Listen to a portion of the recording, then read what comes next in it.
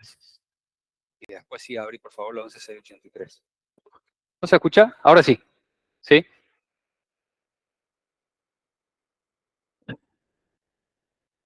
Buenas tardes, ¿cómo están?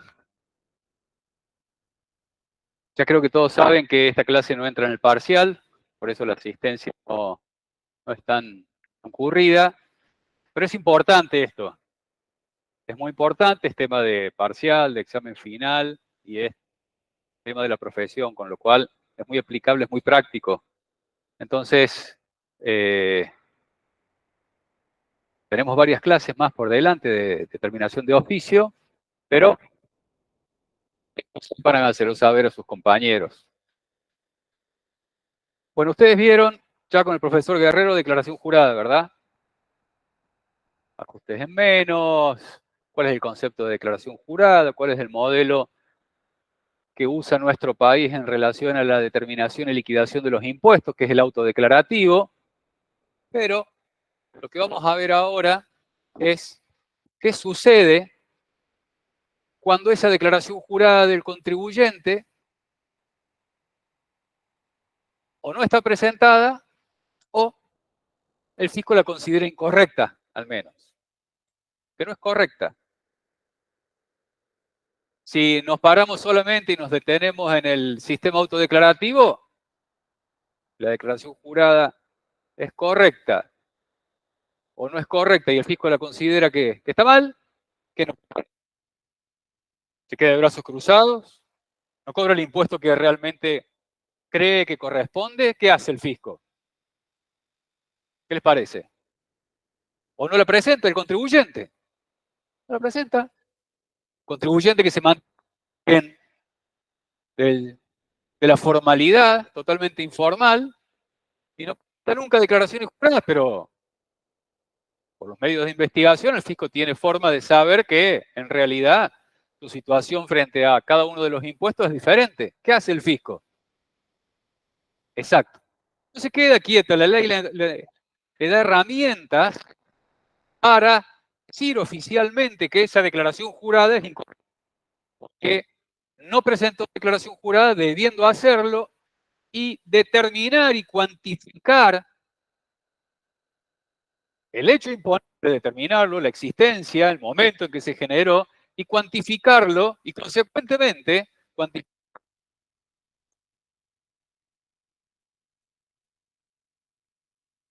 la determinación. Para llegar a esa determinación de oficio, a dictar esa determinación de oficio, que es un acto, como vimos en la ley 19.549, la administración se expresa a través de actos administrativos. Para dictar ese acto administrativo se tiene que realizar previamente un procedimiento que está reglado en la ley, que es el que vamos a ver también. Entonces, tenemos que tener en claro que hay una diferencia esencial entre procedimiento de determinación de oficio, que es una serie de actos reglados que deben llevarse a cabo para determinar la existencia de una obligación tributaria por parte del fisco y su cuantía, y el acto de determinación de oficio. Porque podemos tener un procedimiento de determinación de oficio sin determinación de oficio.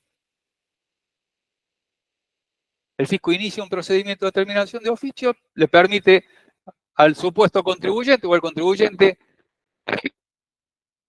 pues no, claro, la determinación de oficio. ¿Por qué no puede decir, tiene razón el contribuyente? Las defensas que realizó, las pruebas que aportó, las verdades que acreditó, tiene razón. Entonces, su situación tributaria es la que estaba declarada y el procedimiento de determinación de oficio no corresponde dictar determinación de oficio. Entonces, vamos a tener procedimiento de determinación de oficio y no vamos a tener determinación de oficio.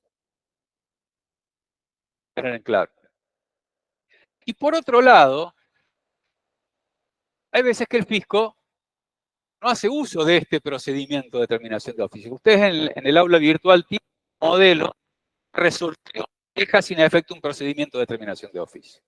Iniciado el procedimiento de terminación de oficio, el contribuyente se defiende y... ¿Qué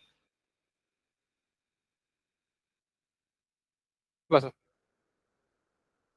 ¿No se escucha bien? ¿Ahora me escucho mejor? ¿Ahora sí? Ahora sí, Edu, ¿qué tal? ¿Cómo te va? ¿Cómo estás? Sí, por ahí se escuchaba un poco entrecortado, pero ahora sí se escucha Me claro. avisan porque conecto entonces el otro micrófono. Gracias. Entonces,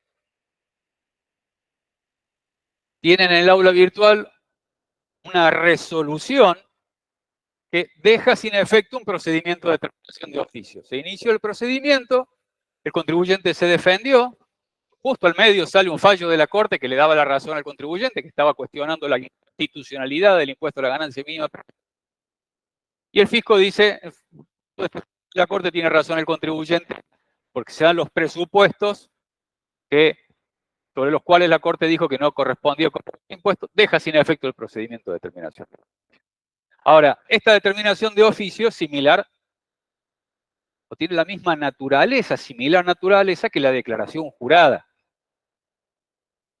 La diferencia es quién la hace. La declaración jurada la persona contribuyente, auto, la existencia del hecho imponible, su medida y el tributo correspondiente.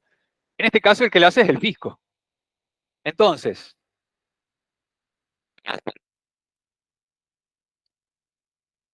vamos a cambiar.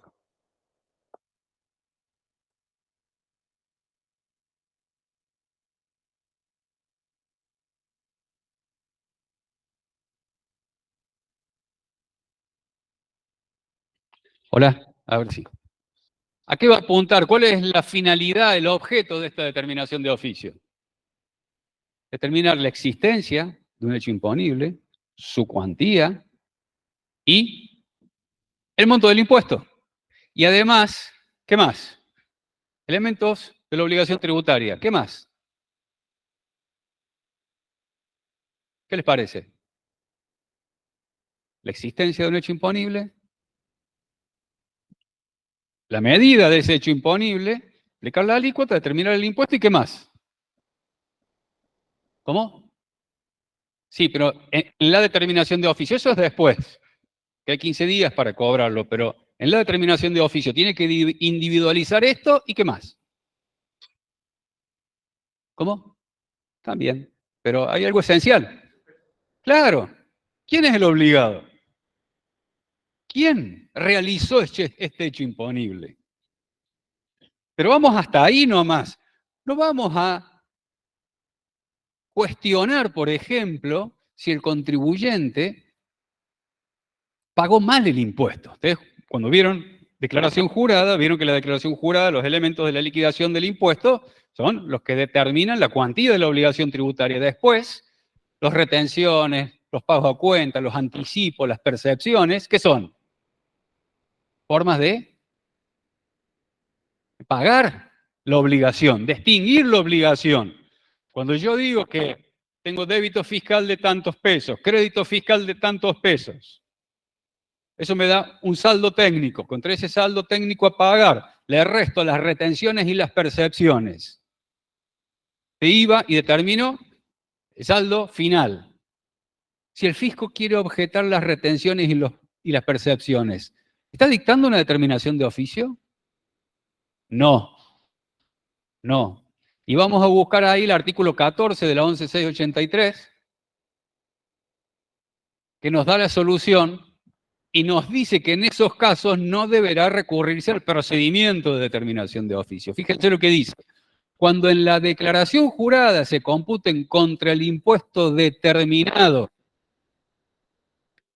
conceptos o importes improcedentes, tales como retenciones, pagos a cuenta, acreditaciones de saldo a favor propios o de terceros, o el saldo a favor de la AFIP se cancele, se difiere impropiamente, certificado de cancelación de deuda falsos, regímenes promocionales incumplidos, caducos o inexistentes, cheques sin fondo. Fíjense ¿Hasta qué ejemplo da la ley? Cheque sin fondo, una forma de pago esto. Las retenciones son el pago que yo hago. Las percepciones y los anticipos son pagos. No proceder para su impugnación el procedimiento normado de los artículos 16 y siguientes de la ley, sino que bastará la simple intimación de pago de los conceptos reclamados de la diferencia que genere el resultado de dicha declaración jurada. No hay determinación de oficio porque yo no estoy, el fisco no está objetando la existencia, la cuantía y el monto de la obligación tributaria, sino la forma en que ha sido pagado, en este caso. ¿Se entiende la diferencia? ¿Está? Y esto es esencial, ¿por qué? Porque si depende de lo que el fisco vaya a objetar, es si vamos a tener una determinación de oficio o no, y cuáles son las vías para discutir después esa determinación de oficio que hace el fisco. Si el fisco me impugna las retenciones que yo computé, porque dice, mire, usted está computando retenciones acá que su agente de retención no ingresó. Pero yo tengo el comprobante, ¿cuál es el problema? Lo hablamos a eso. Se lo deglutieron los roedores. ¿Se acuerdan? ¿No? ¿Sí? Yo tengo el comprobante. No, pero su agente de retención no le ingresó, usted no lo puede computar. Esa objeción, el fisco la está realizando ¿sobre qué de la declaración jurada? ¿O sobre el impuesto? ¿Sobre qué del impuesto? Sobre la forma en que se ha pagado. Y en ese caso no procede la determinación de oficio. ¿Está?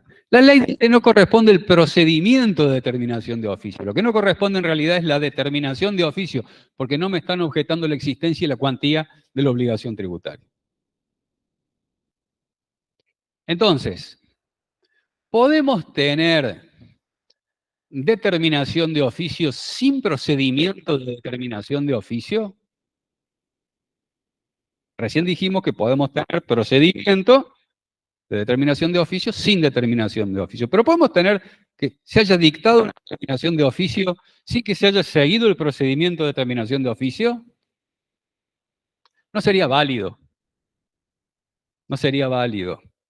¿Por qué? Porque lesiona el derecho de defensa, la tutela administrativa efectiva, todo lo que vimos en procedimiento. Y además hay un procedimiento establecido en la ley para objetar la determinación y la cuantía del impuesto, la liquidación del impuesto. Hay un procedimiento, entonces no sería válido, sería nulo. Pero se ha dictado a veces, el fisco disfrazando de otro acto, dicta una determinación de oficio.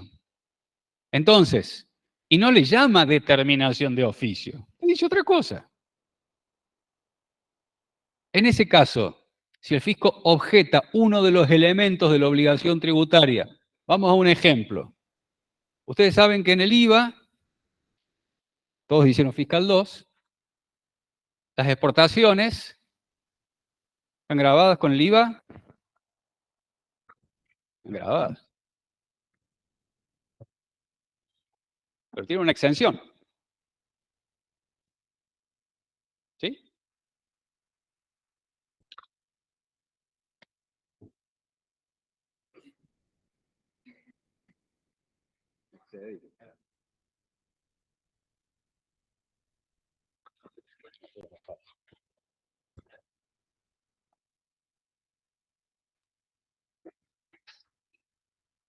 Pero el crédito fiscal, el contribuyente, vinculado a esas exportaciones, lo puede solicitar en reintegro, en devolución, en acreditación o en transferencia. ¿Tá? Entonces, si yo tengo una declaración jurada de IVA, supongamos que yo soy netamente exportador, para no complicarlo, vamos a simplificarlo. Débito fiscal, 0. Crédito fiscal,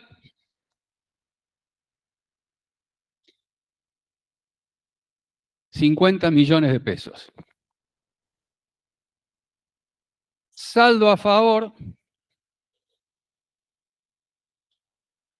50 millones de pesos. La declaración jurada, si este crédito fiscal está vinculado a exportaciones, yo lo tengo que informar aparte, para diferenciarlo del crédito fiscal que está vinculado al mercado interno.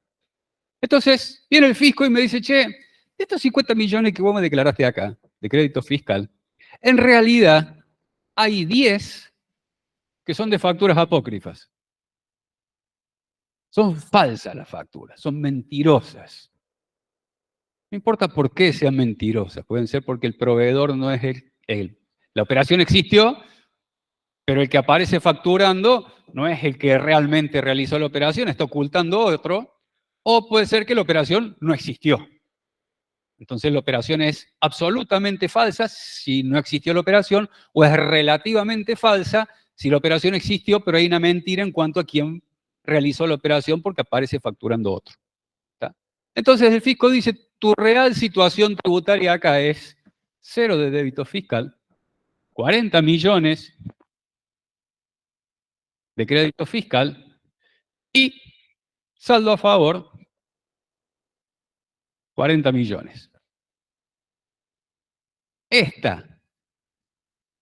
Para decir esto el fisco, ¿lo puede decir por el artículo 14? ¿Qué me está objetando el fisco? Crédito fiscal, elemento de la declaración jurada.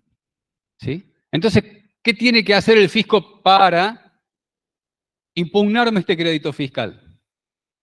Dictar una determinación de oficio. ¿Está? Hay veces que lo hace, pero hay veces que no lo hace directamente, sino que lo hace indirectamente, lo disfraza. ¿Cuándo? Cuando el contribuyente de estos 50 millones pide el reintegro. Hay un procedimiento especial normado en una resolución general que dice cómo va a ser el procedimiento para acreditar que ese crédito fiscal existe, me lo pueden tener derecho a que me lo reintegren, y el monto. Hay que acreditar las facturas, etcétera, hay todo un procedimiento que se sigue.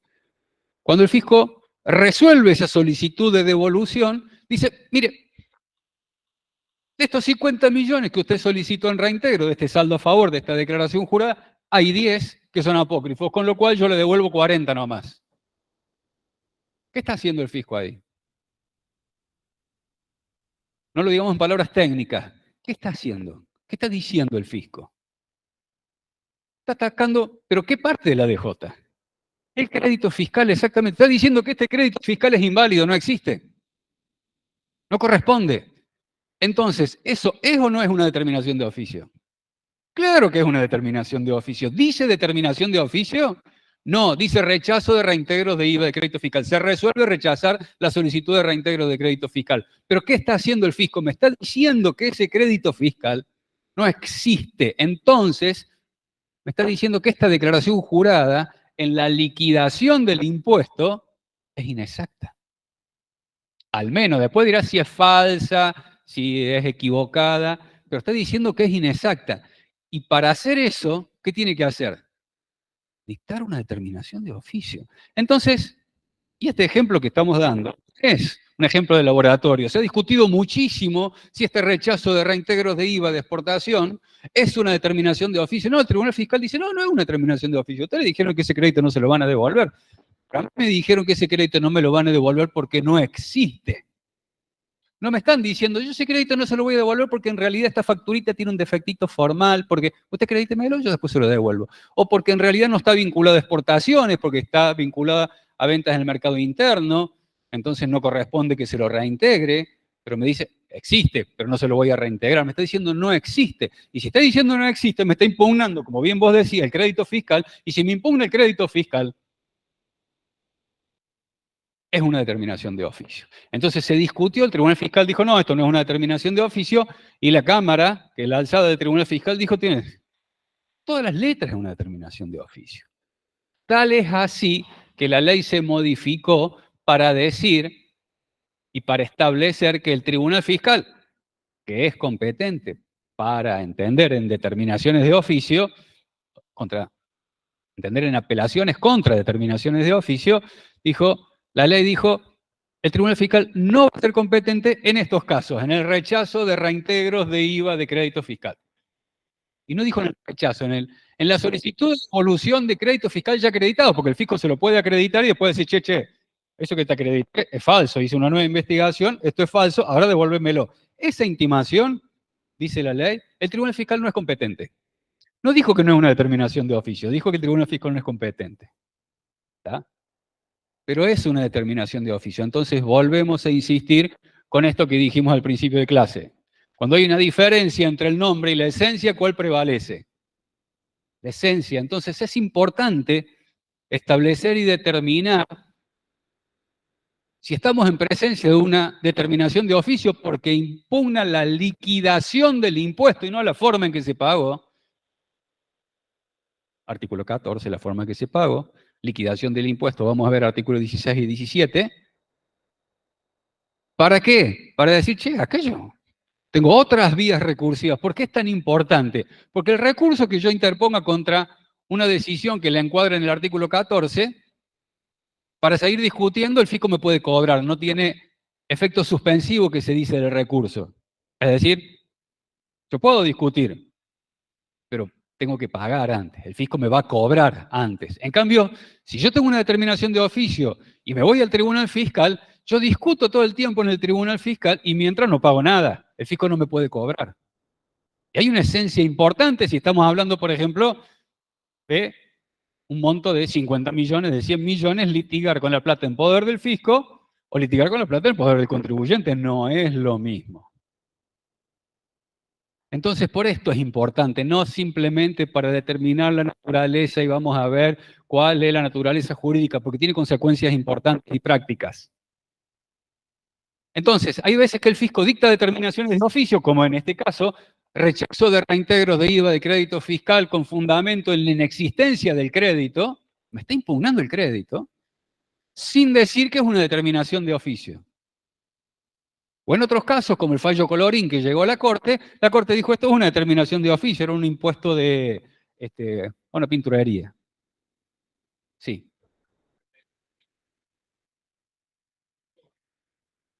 A ver.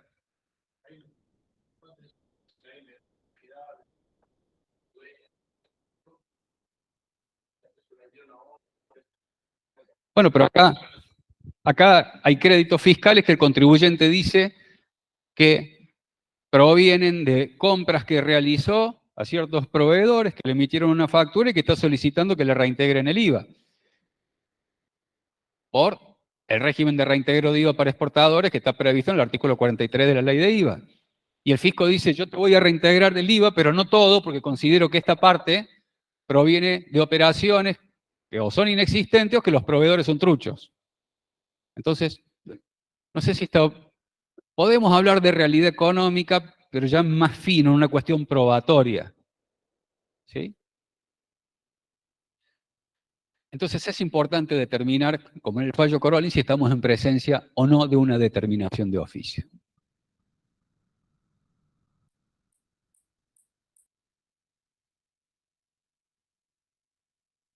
¿En qué casos procede esta determinación de oficio? Vamos a ver los artículos 16 y 17 de la ley 11.683. Fíjense que en el primer párrafo, el 16,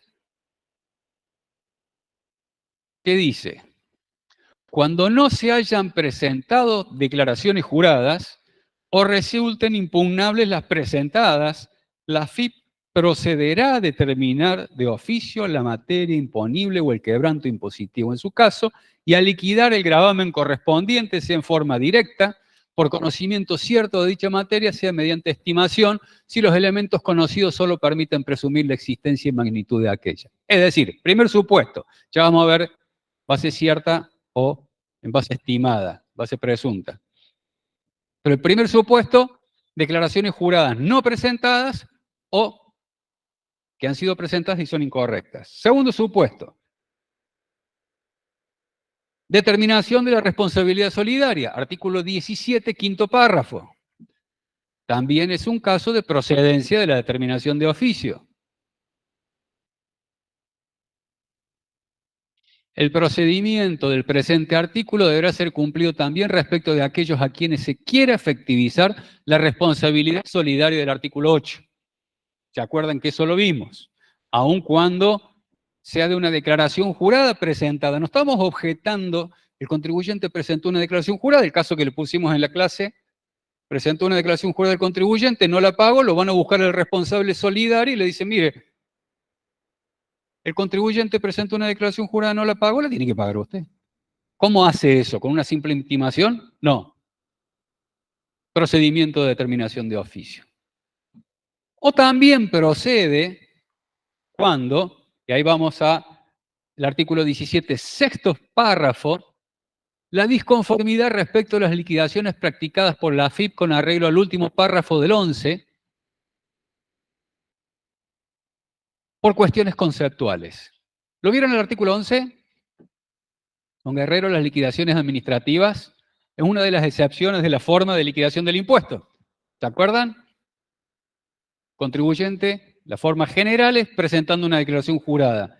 La indirecta, que sería a través de la liquidación, el contribuyente le da los datos a la DGI liquida el impuesto y le envía la boleta del comprobante de pago, la boleta para pagar al contribuyente. Si el contribuyente no está de acuerdo con el cálculo, no va al procedimiento de determinación de oficio. Dice, che, mirá, acá en vez de hacer 100 por 2 que te dé 200, hiciste 110 por 2 que te dé 200. Hay un error de cálculo.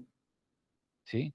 Ahora, si el contribuyente dice, no, mi amigo, usted me está diciendo que en esta liquidación la base imponible es una y la base imponible es otra, porque la está midiendo mal. Entonces, si estamos cuestionando esa liquidación que me hizo el fisco con los datos que le dio el contribuyente, ahí se tiene que utilizar el procedimiento de determinación de oficio. ¿Está claro?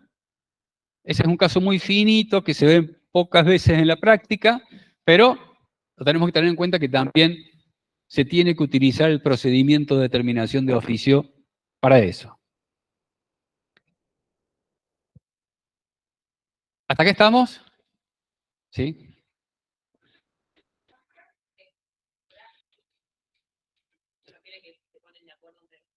No, sin sustanciación, es buena la pregunta para que quede aclarado, sin sustanciación quiere decir sin que se le corra traslado al contribuyente, sin que se le permita hacer uso del derecho de defensa para hacer un procedimiento que asegure el derecho de defensa. Es decir, mire, señor, acá nosotros consideramos que su declaración jurada es incorrecta por tal y por tal cuestión, si no, decir, che, señor fisco, se equivocó en el cálculo, bueno, listo, mantengo mi cálculo, ya está. ¿Está? ¿Se entendió? ¿Más o menos? ¿Lo explicamos de vuelta? No hay un procedimiento que asegure el derecho de defensa.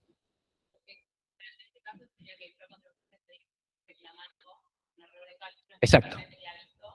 Claro. Claro. No, depende. El fisco puede decir, no, está bien el cálculo.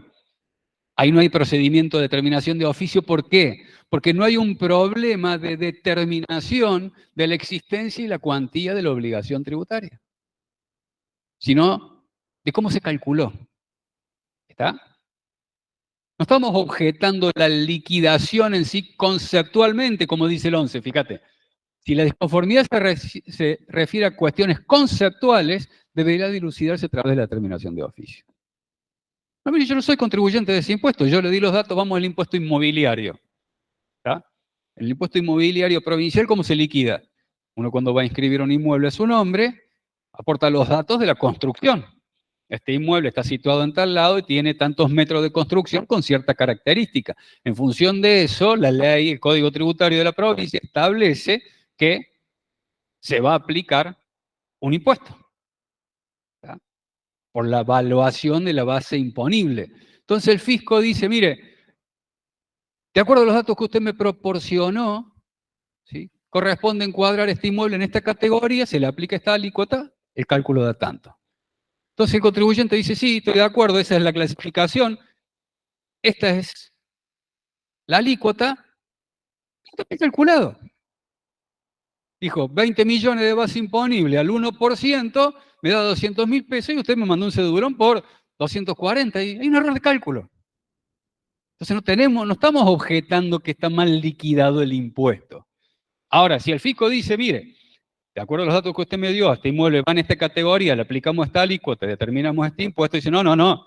Contribuyente dice, no va en esa categoría, va en una inferior, por esto. Ahí estamos cuestionando conceptualmente la liquidación del impuesto, no el cálculo en sí. ¿Se entendió la diferencia?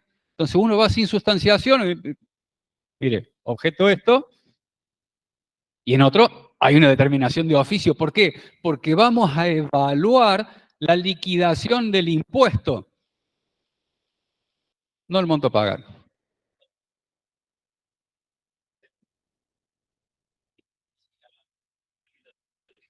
Tiene que, no siempre lo inicia, tiene que. El fisco no siempre hace las cosas bien. Acá, en estos reintegros de IVA por exportación, calcule que llevó al legislador a modificar la ley para decir que el tribunal fiscal no es competente. Pero sigue siendo, no lo hacía bien el fisco. Si el fisco me va a decir, che, mire, estos reintegros de IVA por exportación que usted me solicitó, esto no voy a devolver, que no existen. Cuando tengo una determinación de oficio, ¿qué tiene que hacer? Procedimiento de determinación de oficio. No por el 11, no por el 17 sexto párrafo, sino por el 16 primer párrafo, porque la declaración jurada que yo le presenté diciendo que tengo un saldo en reintegro de 50 millones, el fisco está diciendo que es incorrecta. ¿Ah? Pero no lo hace. Y está mal. Claro, ahí está la cuestión. Hay un tercero que va a decir quién tiene razón, que puede ser el Tribunal Fiscal de la Nación, que es un tercero independiente. Lo vamos a ir a discutir a otro lado a eso. Allá es un tribunal especializado e independiente.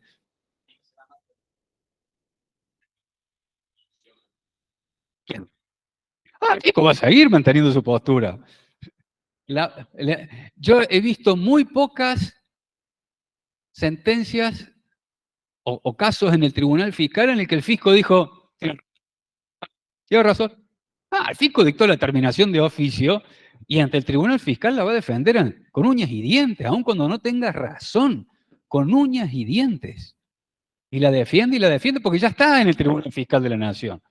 Hay un solo caso en el cual, en un procedimiento que se estaba discutiendo, fallo Mera, es decir, la cuestión que se estaba discutiendo, ¿se acuerdan del fallo Mera?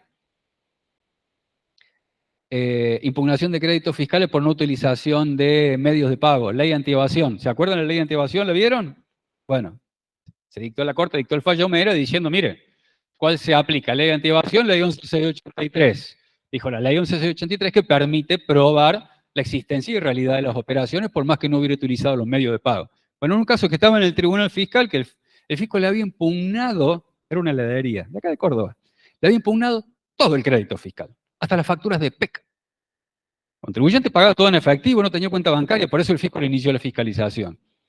Le impugnó todos los créditos fiscales, facturas de PEC. ¿Por qué la pagaba también en efectivo? El contribuyente dice, con la factura de PEC yo voy y la pago en EPEC, no la pago ni siquiera en el Rapipago. ¿Por qué? Para que no me corten la luz. Si yo lo pago en el Rapipago y en el Rapipago se equivocan y no mandan el dato de EPEC, a mí me cortan la luz, yo soy una heladería. Le pusieron todo el crédito fiscal. En la etapa de inspección, el contribuyente se defendió muy bien y aportó todos los elementos de prueba que acreditaban que las operaciones existieron. El fisco siguió adelante. Cuando estaba en el Tribunal Fiscal la causa, se dicta el fallo Mera. Entonces el fisco dijo, acá se dan las condiciones que la Corte tuvo en cuenta en el fallo Mera para que proceda el cómputo del crédito fiscal, entonces yo me allano, dijo el fisco. Pero si no, se defiende. Ya está. El fisco ya dictó la determinación de oficio, ahora se va al Tribunal Fiscal y ahí se va a seguir defendiendo. No va a decir, no, en la que dicté me equivoqué. Ya está, ya la dictó. Va a seguir discutiendo. ¿Está? Después, ante un fallo del Tribunal Fiscal, puede el fisco, y en algunos casos no lo ha hecho, no seguir apelando. Tiene que pedir una autorización, ya lo vamos a ver. Pero se sigue defendiendo el fisco. Vos tenías una pregunta. ¿Ya está? Bien. ¿Hasta acá estamos? ¿Alguna duda, alguna inquietud? Entonces, determinación de oficio para impugnar la determinación del impuesto, la liquidación del impuesto en sí. Hecho imponible, base imponible, cuantía de la obligación tributaria. Ahora vamos a ver cuál es el procedimiento que tiene que seguir el fisco para dictar esta determinación de oficio o para dejar sin efecto el procedimiento. Vamos al cuadrito que tenemos. que Roberto lo va a tener que ir ampliando porque es un poquito grande. Entonces, ya vieron ustedes que en la ley está la orden de intervención. ¿Cómo se inicia? Una fiscalización a través de una orden de intervención, ¿verdad? Cuando está finalizando la fiscalización, los inspectores dicen, che, supongamos que hay una declaración jurada presentada que los inspectores no están de acuerdo con que sea correcta. Dice, ponemos a disposición de ustedes los ajustes de fiscalización propuestos por la fiscalización. El contribuyente dice, no, mi declaración jurada es correcta. Entonces, finaliza la fiscalización, un informe final de inspección, diciendo, mire, hicimos toda esta tarea, propusimos este ajuste, no lo aceptaron, el monto que nosotros consideramos que es el correcto es este, y lo gira a otra división de la DGI para que inicie el procedimiento de determinación de oficio, que si lo vemos un poquito más a la derecha, se inicia con lo que se denomina una vista. Esta vista es un nombre propio, no es la vista que le corro vista, o no. Es un nombre propio, así lo denominó la ley, y está en el artículo 17 de la ley 11.683,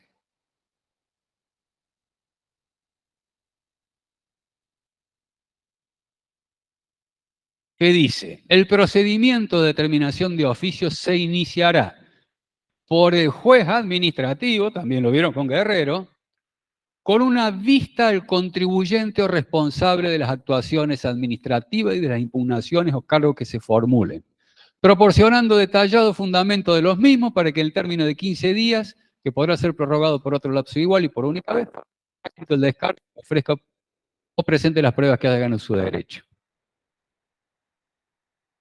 Lo que, volvemos al cuadrito, y un poquito antes, a donde está ahí, la prevista. Esa prevista que ponen los inspectores a consideración no tiene ningún efecto a los fines de la exigibilidad del impuesto ni de la objeción del impuesto. No es determinación de oficio, no tiene ningún efecto de determinación de oficio. Los inspectores no pueden determinar de oficio. Y si el contribuyente acepta los ajustes de inspección, y esto es muy presente porque es muy importante en la práctica profesional, si el contribuyente acepta los ajustes de la inspección y dice, bueno, estoy de acuerdo con que acá me he equivocado en esta declaración jurada, la voy a corregir, ¿qué hace? Presenta una declaración jurada rectificativa. Esa rectificativa, después de toda una fiscalización, que los inspectores llegaron a una conclusión, la pusieron a disposición, ¿la pueden revisar de vuelta los inspectores? Sí. Sí. ¿Por qué? Porque es una rectificativa y es una declaración jurada que está sujeta a verificación. Sigue siendo una rectificativa, pero el contribuyente no entiende esto. Si escuchamos una cosa, te va a decir. Estos tipos hace 2 años que están acá adentro. Revisaron los papeles de punta a punta. Le dimos todo lo que pedimos, todo lo que pidieron. Nos dijeron que el impuesto a determinar es este, más de lo que nosotros habíamos determinado. Lo corregimos, pagamos los intereses y el impuesto, y ahora me dice que está mal lo que ellos me dijeron que era correcto. Ahora dice que lo que ellos dijeron estaba mal y me quieren reclamar más. Tiene razón en la lógica del contribuyente. Toda la razón del mundo. ¿Cómo si ellos dijeron una cosa, ahora dice que lo que ellos dijeron está mal? Están todos locos. Bueno, pero la ley habilita eso. Vamos a ver el artículo agregado a continuación del 36 de la 11.683.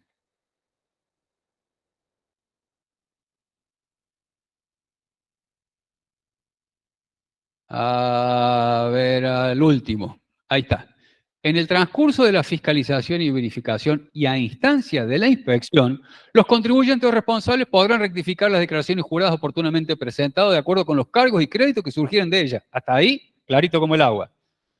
En tales casos no quedarán inhibidas las facultades de la AFIP para determinar la materia imponible que en definitiva resulte. Estamos todos locos, va a decir un contribuyente. Pero es lo que dice la ley. Sigue siendo una rectificativa. Y vos dijiste, sí, se puede objetar. ¿Por qué? Porque es una declaración jurada y sigue estando sujeta a verificación. No parece ser un... Pero sí lo que tenemos que tener presente es que los inspectores no pueden liquidar y determinar de impuestos. Vamos al artículo 16 de la 11683.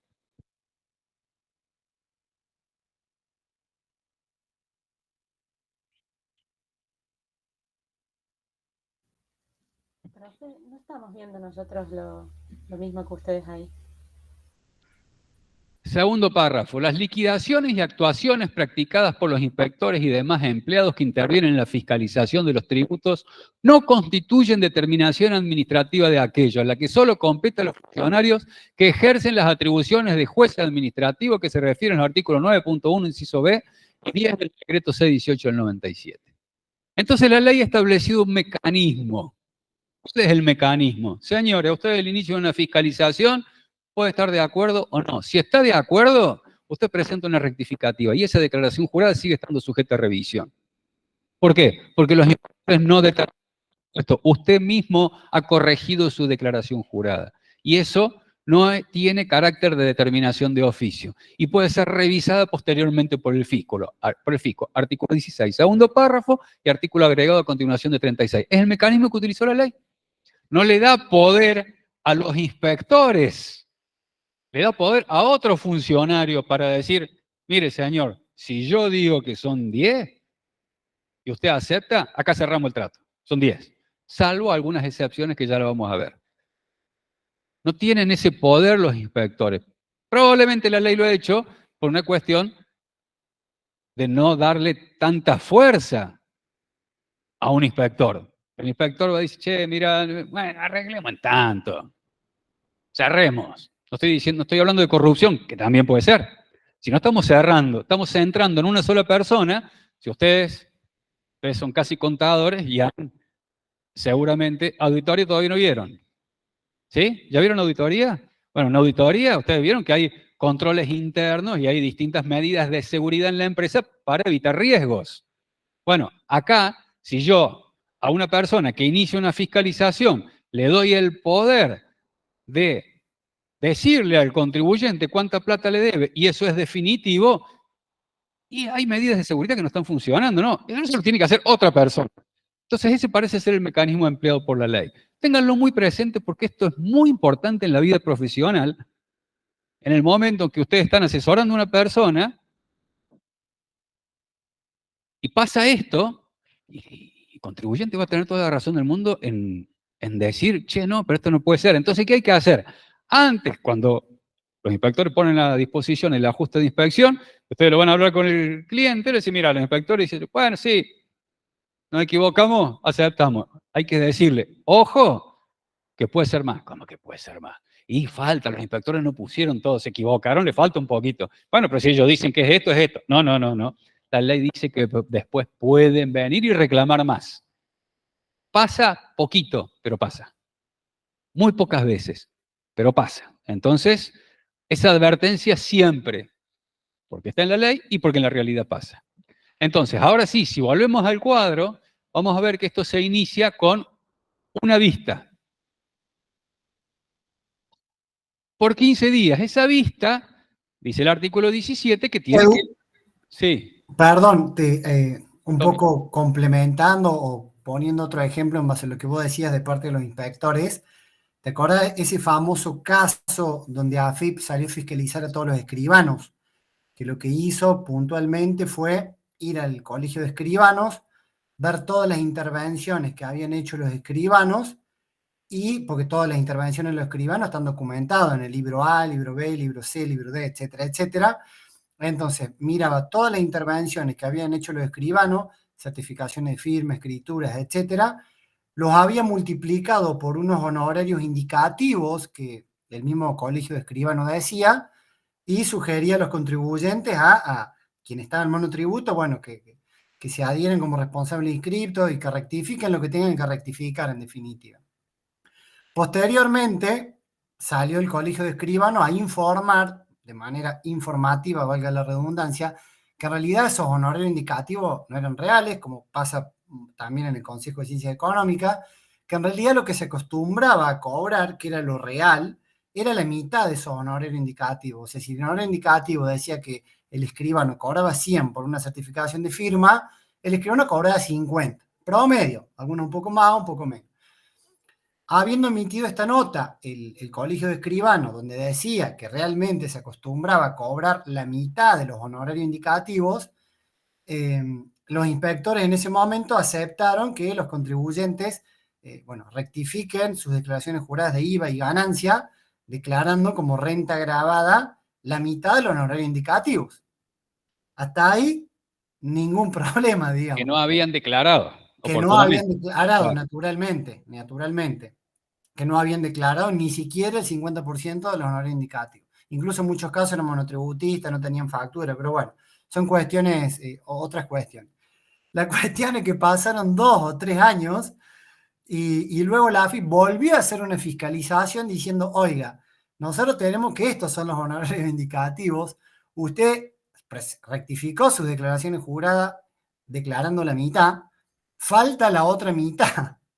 Así que fueron por todo, en definitiva. O sea, en ese momento los inspectores habían estado de acuerdo que los contribuyentes rectifiquen declarando la mitad de los honorarios indicativos, pasaron 2, 3, 4 años y volvieron a fiscalizar, induciendo o invitando para que estos contribuyentes, declaren la otra mitad que decían los honorarios indicativos. Bueno, ahí pasa una cuestión de hecho y prueba, pero bueno. Era porque, yo me acuerdo que el escribano decía, pero ¿cómo? Si en su momento estaban de acuerdo. Sí, en su momento estaban de acuerdo, pero ahora no. Pero ahora no, porque cambió el inspector, porque cambió la orden, porque cambió el supervisor. Y además ustedes pueden decir, bueno, voy a hablar con el inspector, como bien decía el contador Guzmán, bueno, estábamos todos de acuerdo, perfecto. Pero rectifican y después viene el mismo inspector y le dice, no, pero ahora son más, no vamos por la mitad del indicativo, vamos por el indicativo. Pero si vos me dijiste, y bueno, pero tengo la orden del supervisor. Y ustedes, supongamos, bueno, vamos a ser más precavidos, vamos a hablar con el supervisor también. Listo. ¿Y el supervisor qué le puede decir? Y no, tengo la orden del jefe de división, que es un superior de él. Y bueno, vamos a cerrar todo, porque acá estaba el colegio de escribanos. Supongamos que fueron a hablar con el jefe de división. El jefe de división primeramente dio lo que hay y después cuando se da vuelta dice, y no, pero el jefe de región. Y así. Y si no, le van a decir, y la ley me habilita. Vos ya reconociste que había ingresos no declarados. ¿Por qué podría decir el escribano? No, yo otro no lo cobré. No cobré, esta firma no lo cobré, las hice gratis. No he hecho imponible. ¿Está? Vos ya reconociste que las cobraste.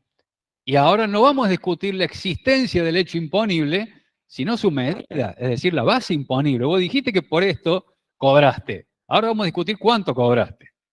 ¿Está? Entonces ya está en una peor situación el escribano.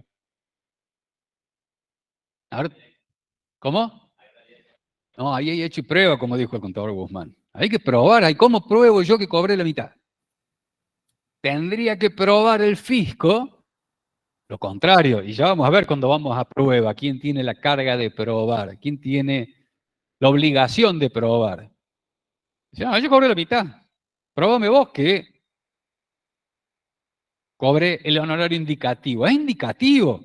Y acá en el Consejo de Ciencias Económicas también hay un honorario indicativo. Y hay veces que se estila cobrarlo completo, hay veces que se estila cobrarlo la mitad, depende del cliente. Si tenemos un cliente mensualizado, o lo tenemos hace varios años, se le cobra, y a un cliente nuevo a lo mejor se le cobra más, se le cobra menos. Eso depende también. O a algún cliente no se le cobra. Decís, che, yo a mi hermano le hago la declaración, mi esposa me quiere cobrar mi declaración jurada que me hace. Y yo le digo, no, porque yo las consultas que vos me haces no te las cobro, le digo. Si no, vamos a pagar IVA los dos, le digo. A un pariente por ahí no le cobro la declaración jurada, pero son todos parientes que a ninguno le cobro. Y entonces es una cuestión de hecho y prueba. Es de hecho y prueba. ¿Está? Pero es muy importante, y miren qué pasa en la realidad. Y le pasó, no a un escribano, le pasó a muchos escribanos, a todos estos escribanos que le dijeron, che, acá tengo un montón de certificaciones de firmas que están en protocolos, libros públicos, que cuando yo cotejo con sus declaraciones juradas no están emitidas las facturas, no las cobró. Sí, cobré la mitad. Bueno, y ahora vamos por la otra mitad. Pasa, sucede en la realidad. Entonces hay que tener muy presente esto que está en la ley porque sucede. ¿Algo más, Tommy? Nada más, gracias. Disculpa Gracias a vos. la interrupción.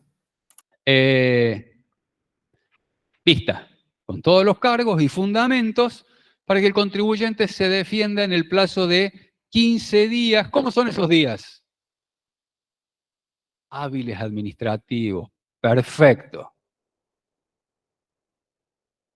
Prorrogables por un plazo igual, dice la ley. Artículo 17, ley 11.683. Prorrogable por un plazo igual. Esa prórroga la tiene que pedir el contribuyente, ¿verdad? El fisco la puede dar de oficio, pero, porque la ley 19.549 lo dice, pero la tiene que pedir el contribuyente.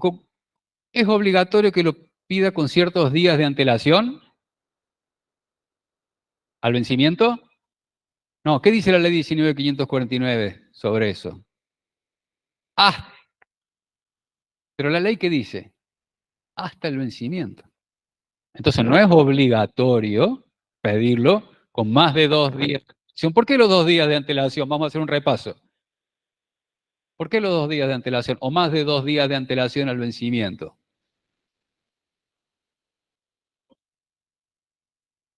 ¿Qué cosa notifica? No. ¿Notifica qué? La denegatoria, el fisco tiene la obligación de, si la va a denegar el pedido de prórroga, notificarlos con 2 días de antelación al vencimiento. Y si no lo hace, ¿qué pasa? Si la denegatoria es notificada con menos de 2 días de antelación al vencimiento, ¿qué sucede? Hay una prórroga automática de 2 días. ¿Está? Bien. Entonces, si yo pido vista del expediente, acá, cuando me notifican una vista, ¿puedo pedir vista del expediente? Sí. En todo momento, en toda oportunidad, en todo el procedimiento, yo puedo pedir vista del expediente. Y si solicito la fijación de un plazo para que tomar vista del expediente, porque quiero evaluarlo, ¿qué efectos tiene ese pedido con solicitud de fijación de plazo? ¿Suspende qué cosa? Tenemos que interponer un recurso. Acá es un descargo lo que vamos a presentar. Todavía no lo vimos, pero es un descargo. No es un recurso, porque el recurso es contra una decisión. Y acá el fisco todavía no tomó ninguna decisión. Es una vista. Me dice, che, señor, a nosotros nos parece esto, defiéndase. Yo todavía no decidí, pero le doy el derecho de defensa. Entonces, pido vista, pido fijación de plazo. ¿Qué efectos tiene? Suspende los plazos. ¿Por cuánto tiempo? Por 10 días. ¿Desde cuándo? Desde el momento en que se pide. ¿Hasta cuándo se suspende?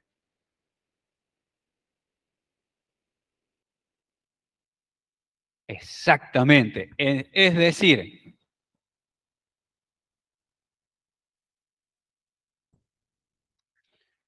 hoy es 5, ¿verdad? A mí no me notificaron la semana pasada, el 27, supongamos. ¿Fue día hábil el 27? Bueno, me notificaron el 27. ¿Está? El 5 de septiembre, yo pido vista. Supongamos que hasta acá del 27, tenemos un calendario ahí a mano, Roberto, para no abrir, por favor. Acá, mira, ahí. Ese abre un calendario. ¿Dónde está la fecha? Ahí, doble clic. ¿El 27 qué día fue? Viernes. No, de la semana pasada. Del mes pasado, perdón. Ahí. Agosto. 27. Martes, perfecto. Entonces, a mí me notificaron el martes. ¿A partir de cuándo empezamos a contar? El miércoles. Contamos miércoles, jueves, viernes. 3 días. Lunes, martes, miércoles, 3 días más. Hoy es jueves. Entonces, pasaron 6 días. ¿Está? Acá contamos 6 días. La ley dice desde el momento en que se... Para mí, si yo le presento el 5, en ese momento se suspende el plazo. Es decir, el 5 no se cuenta. Hay algunos que dicen, seamos más prudentes porque hay algún autor que dice que todo se cuenta a partir del día siguiente de la notificación, con lo cual el 5 no estaría suspendido, empezaría a contar la suspensión el día 6. Yo no estoy notificando nada al fisco, yo estoy haciendo una presentación, las notificaciones me las hacen a mí.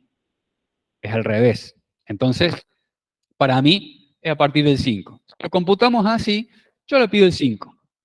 El fisco me lo da, resuelve ese pedido el día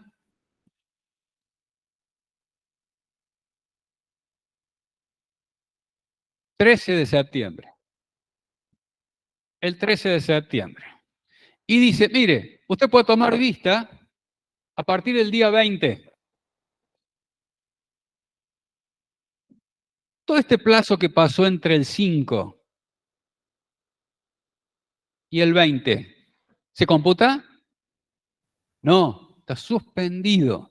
Y de acá en adelante, durante 10 días hábiles, tampoco se computa el plazo.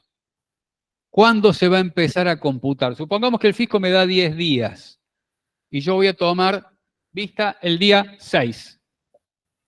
De esos 10, el sexto voy. ¿Empezamos a computar a partir del día séptimo?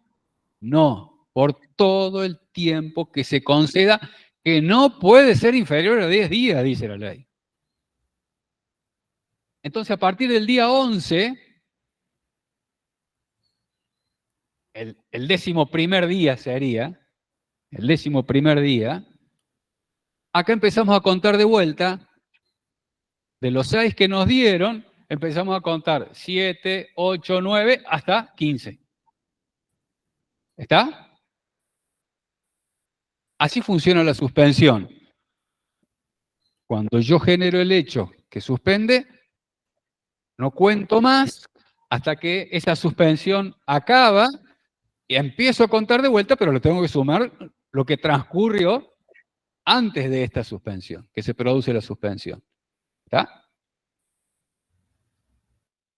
Entonces, en esos 15 días, sí.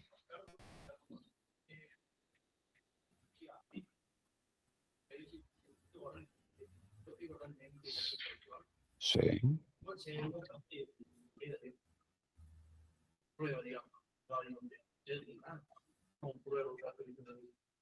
¿Cómo se hace todo el procedimiento ante el fisco?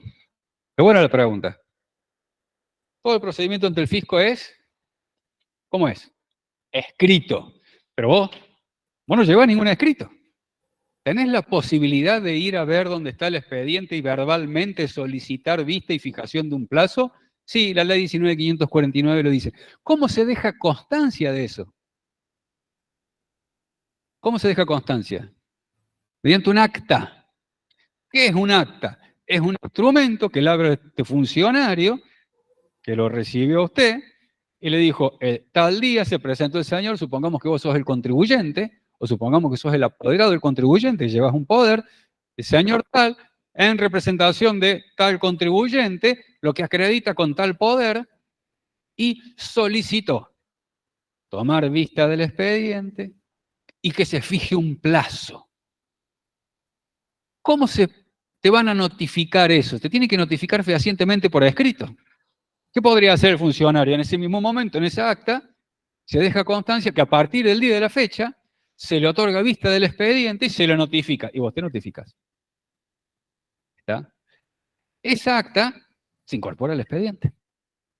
¿Se acuerdan que cuando estábamos dando la clase, el contador Carrizo dijo que una de las razones para tomar vista del expediente es para que no puedan incorporar nada antedatado? Bueno, esa acta va a decir en el día, y le tienen que foliar, le tienen que poner el número, porque todo el expediente va foliado. Tiene un número de hoja. Esa acta se incorpora al expediente y se folia. ¿Está? Pero de esa forma se deja constancia de un acto que pasó frente al contribuyente, frente al funcionario. Si estamos en una determinación de oficio, no son inspectores, ya está en la división en Córdoba, revisión y recursos. Entonces, él deja constancia que frente a él sucedió eso. Se incorpora al expediente. Pero no se olviden de pedir fijación de plazo, porque si no fijan plazo, ¿qué dice la ley 19.549? No se suspende. No tiene efecto de suspender. ¿Por qué? ¿Por qué si ustedes piden fijación de plazo se suspende? Si no piden fijación de plazo se suspende. Porque es el contribuyente el que está manifestando que necesita un plazo para evaluar el expediente. Entonces, por eso solicita la fijación de un plazo. Hay veces que el que está apurado es el contribuyente, porque lo que está en curso no es una determinación de oficio, sino un pedido de devolución de dinero o de repetición. Entonces, quiere ver el expediente, pero no pide fijación de plazo, no pide suspensión de nada, vamos, corramos. O no la necesita, considera que no la necesita. Entonces, es el contribuyente el que manifiesta que necesita ese plazo, con lo cual solicita que se fije.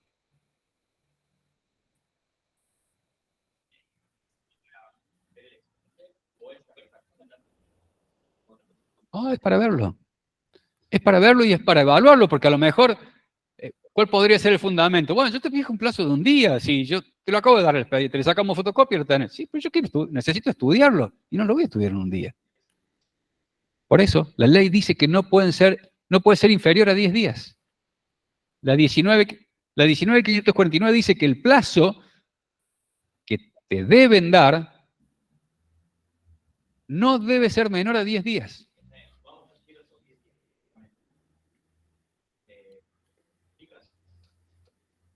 ¿Sí? ¿Por qué no? Es que si vos no pedís que se fije un plazo... No. A ver, hay algo que no me estoy explicando bien, entonces. Cuando ustedes solicitan la fijación de un plazo, le van a dar un plazo. Y ese plazo no puede ser menor que 10 días. Ahora, si ustedes no solicitan la fijación de un plazo, no le van a dar ningún plazo. ¿Está? Ustedes tienen que manifestar que solicita que se fije un plazo. ¿Cuál es el fundamento de la suspensión si ustedes solicitan que se fije un plazo? Porque ustedes están diciendo que necesitan tiempo. Sí.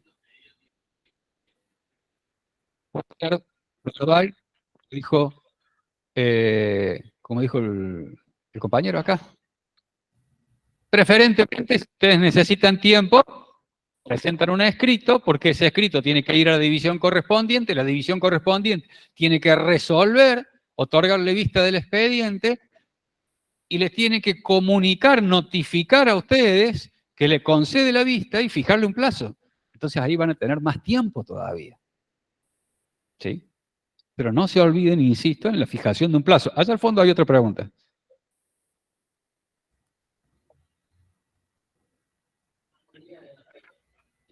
Lo podés pedir. Lo podés pedir. Sería bueno que cuando vos pidas que se fije un plazo, digas la cantidad de días que necesitas. Probablemente no lo sepas, porque a lo mejor vos pensás que el expediente tiene un cierto volumen y cuando lo vas a ver decís, che, yo pensé que eran 400 páginas y son 1.800, son 4.000. No sabía que tenía este volumen. Entonces, atento, siempre fundamentemos, porque si vamos a discutir a algún lado después que no nos dieron el plazo suficiente y estamos planteando una nulidad, tenemos que fundarlo. ¿Por qué? Dice, mire, señor, yo no sabía que el expediente tenía 6.000 fojas, que eran 30 cuerpos de 200 fojas. Sabía que tenía, y me enteré cuando fui a tomar vista del expediente. Entonces yo necesitaba un plazo mayor. Naturalmente necesito un plazo. ¿Te pueden hacer lugar o no? ¿Está? Sí.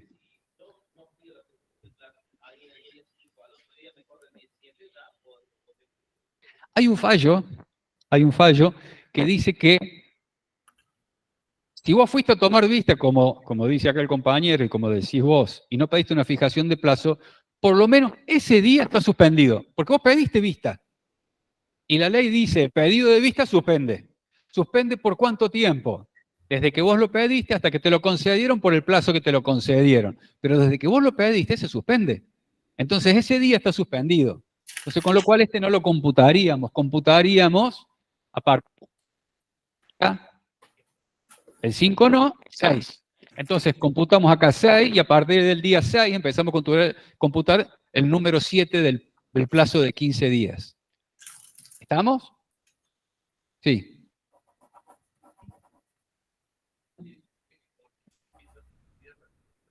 Sí. La ley dice mínimo 10 días.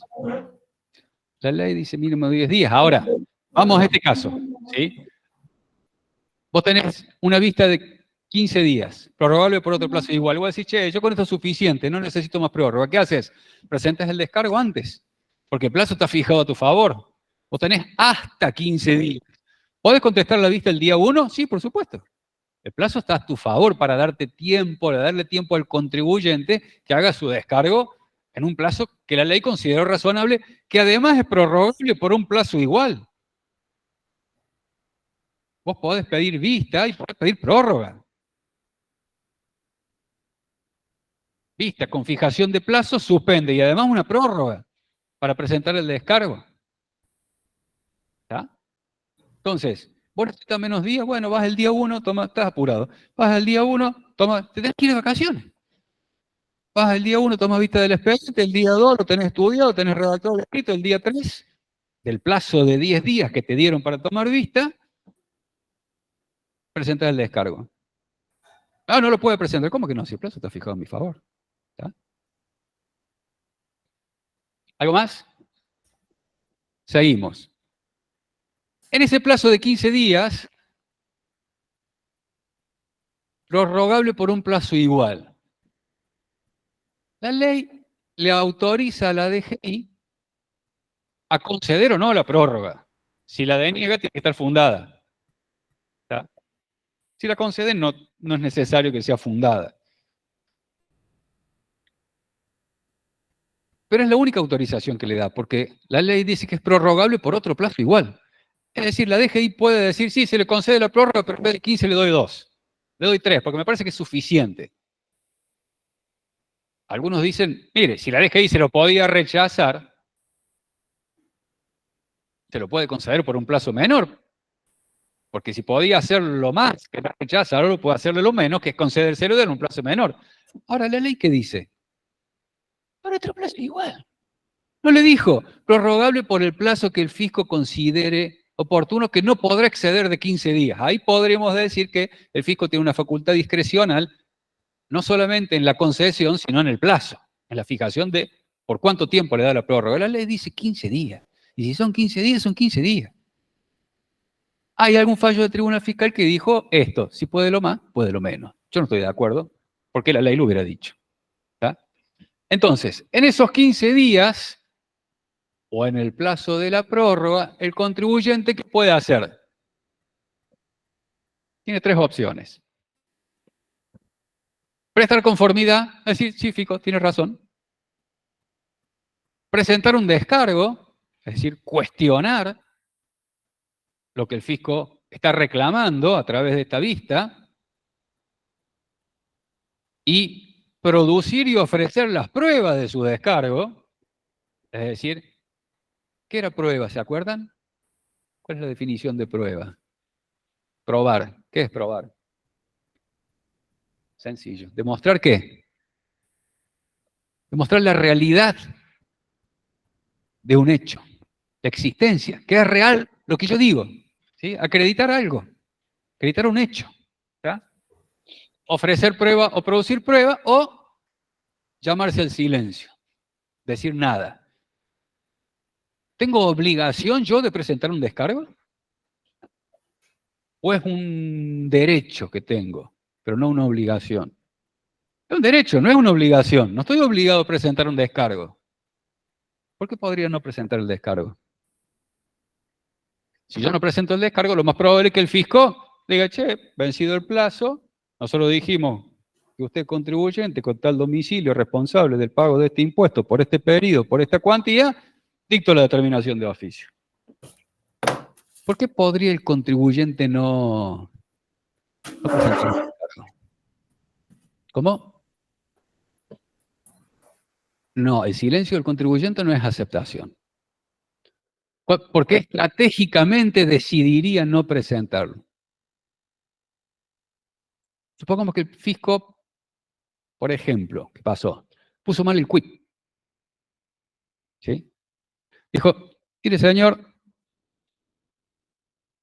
¿tu nombre es? ¿Apellido? ¿Cuánto? Larobe. ¿Qué es tu nombre? Discúlpame. Larovere. ¿Así está bien? Bueno, Ignacio Larovere. El señor Ignacio Larovere, quit 20 millones, quit 20, 23, 196, 798, 5, domiciliado en tal lugar, es responsable del pago del IVA por este periodo fiscal, por este monto. ¿Sí? Ese quit no es el tuyo, naturalmente, porque tu número de documento no empieza con 23. ¿Está? Entonces, vos podés decir, yo me quedo calladito acá. ¿Por qué? Porque estoy mal identificado. ¿Sí? Me llega una notificación de algo que no es mío, eso no es mío.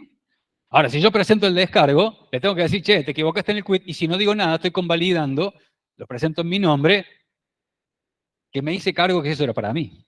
¿Está? Entonces yo podría, es un ejemplo, pero ya sucedió, podría no decir nada para que el fisco, cuando dicte la determinación de oficio, diga, señor Larovere, quit, y repite el número de quit y decir, che, mire, señor tribunal fiscal, yo recibí esto, pero ese no soy yo. Ese quit no es mío. Y si el fisco cambia el quit en la determinación de oficio, dice, mire, a mí me llegó una determinación de oficio, pero la vista no me llegó. Ah, que está notificada la vista, mire su domicilio fiscal, ese no soy yo. Podría ser una estrategia, supongamos, ¿está? De silencio. Bueno, vamos a ver qué dice el tribunal fiscal. Vamos a ver qué dice el tribunal fiscal. ¿Sí? Llegó a su domicilio fiscal, está bien su nombre, hay un error de tipeo en el quit. No, bueno, pero es esencial para identificar a una persona el número de quit, es el número de documento fiscal. ¿Está? Número de identificación tributaria, clave única de identificación tributaria. Ese no soy yo. ¿Está?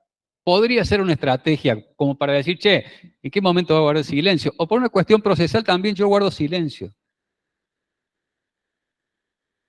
Pero tengamos presente que las pruebas que no ofrezcamos acá, hay un artículo de la ley 11683 que me limita y no puedo ofrecerla en el tribunal fiscal. El tribunal fiscal normalmente me hace lugar si lo ofrezco, y más si hay una sanción. Entonces, pero la ley dice que no. Vamos a desarrollar cada una de las conductas que puede llevar adelante el contribuyente ante la vista que le fue notificada dentro de ese plazo de 15 días, prorrogable por uno más, suspendido o no por el pedido de vista, etcétera, etcétera. Prestar conformidad. ¿Y sabe qué, fisco? Tiene razón. Voy a prestar conformidad, presento un escrito diciendo que usted tiene razón. Presto conformidad al ajuste. La ley le otorga a esa conformidad carácter de declaración jurada para el contribuyente y determinación de oficio para el fisco. Es una determinación de oficio. Eso ya es determinación de oficio. ¿Está? Entonces el fisco dijo oficialmente que el monto que se adeuda, Larovere, por el IVA de agosto del 2023, es 150.000 pesos. ¿Por qué? Porque corrió la vista y Larovere prestó conformidad al descargo. ¿Por qué haría eso el contribuyente? ¿Por qué esperaría hasta acá? Cuando vean sanciones van a ver que a medida que van avanzando en el procedimiento, las sanciones tienen menos reducción, es decir, son más caras, son mayores. ¿Por qué haría esto el contribuyente? ¿Y por qué no prestó conformidad en la inspección? ¿Por qué no le dijo al inspector, che, el inspector dijo, che, son 150 lucas que debes de IVA, que no tenías mal tu declaración jurada? No estoy de acuerdo, no lo voy a conformar.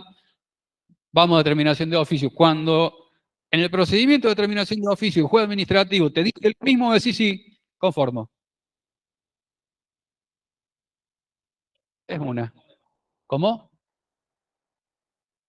Claro. ¿Cómo dijimos? ¿Qué carácter tiene la rectificativa que se hace a instancia de la inspección, de acuerdo a lo que dice el 16 y el agregado a continuación del 16?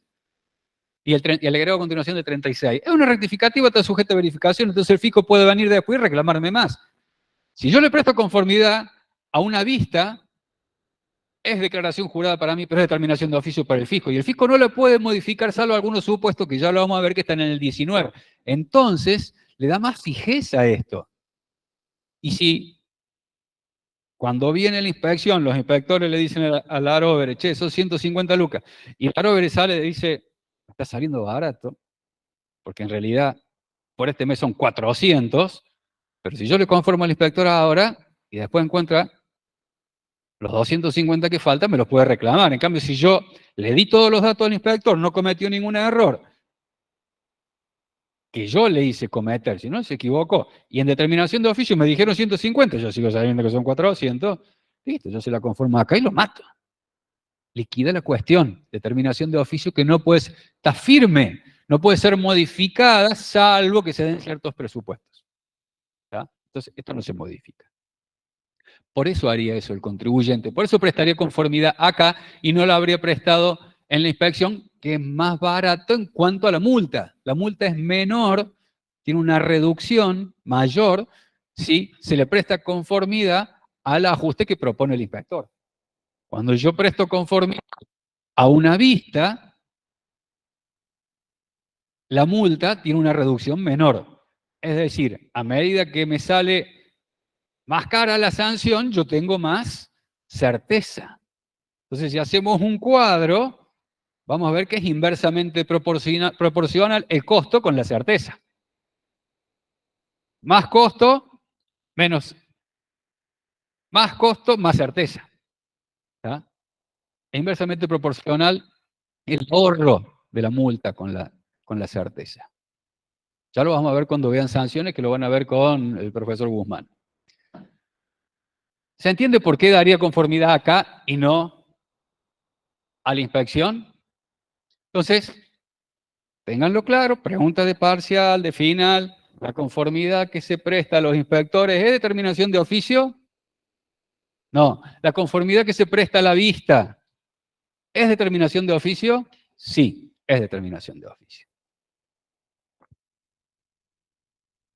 ¿Qué otra conducta podría adoptar el contribuyente?